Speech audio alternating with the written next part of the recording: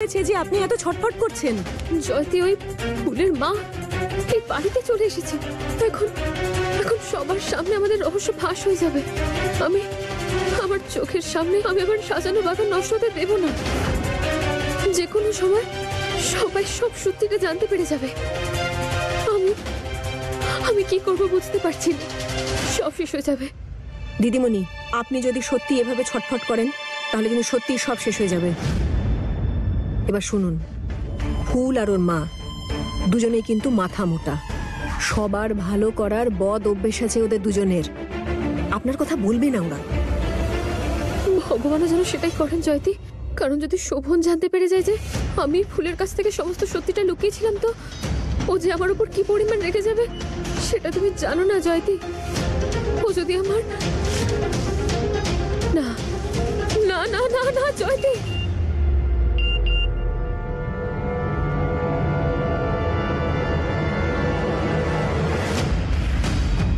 আমার কালকে টাকা চাইছে।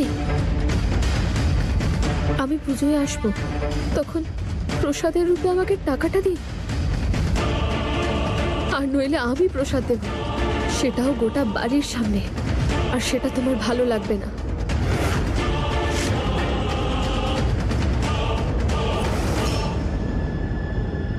না না, এই মামিটাকে টাকাটা দিয়ে মুখটা বন্ধ করা খুব দরকার।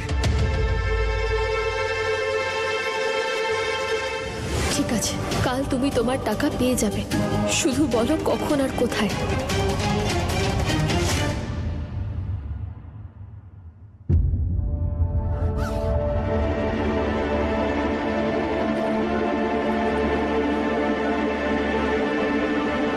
আমার ফোনটা গেল কোথায়?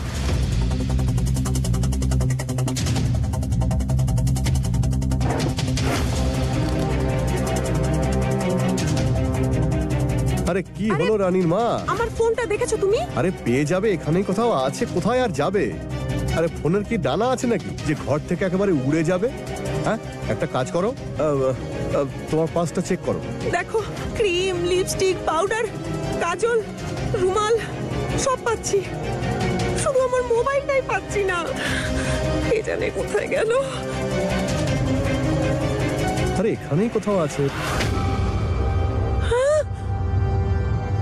আমার ব্যাগে জানলা কোত্থেকে এলো? এটা কি করে হলো? মনে হয় এটা দিয়েই পড়ে গেছে হয়তো।